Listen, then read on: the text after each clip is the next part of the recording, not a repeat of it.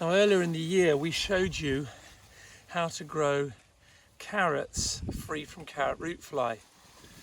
We cut up an old barrel here, as you may remember, and we sowed our seed under the protection of mesh high enough so that carrot root fly can't get to the carrots themselves.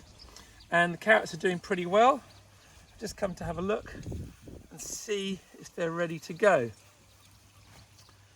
Now the thing with carrots is that they are ripening all the time, and generally you sow a lot of them, so how can you work out whether they're ready to go or not? Well, you simply come along and you take one out. So let's have a look at this.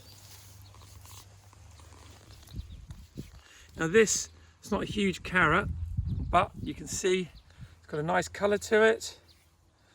It's more than 1 centimetre thick across, and you can bet it's going to be sweet and juicy. The amazing thing about growing your own food is that something like this, now I'm going to put a carrot seed in the palm of my hand. I want you to see, can you see that there? Got that? That little seed generated this fruit, this vegetable, full of nutrition and as fresh as it can be. I know about this because I planted it. I know about the soil it went into. I know about the goodness that surrounded it. I know what chemicals didn't come anywhere near this piece of produce, this piece of food. So I can trust in this. I know it's going to be really good for me, full of nutrition. It's super fresh. And all I've done today is come here to see if they're ready to go.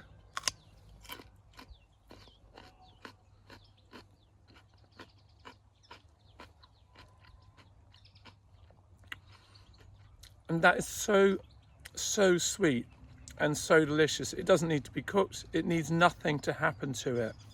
With your carrots, if you're growing them in this time of year when it's warm, then you want to harvest them as they become ripe. Enjoy them. If suddenly the temperature really goes up and gets super hot, you might want to think about harvesting your carrots quite quickly, because that extreme change in temperature can cause the flavour to become slightly bitter. But if you're growing carrots in the autumn or the fall into the winter, and you're growing them in the ground, you can actually leave them in the ground.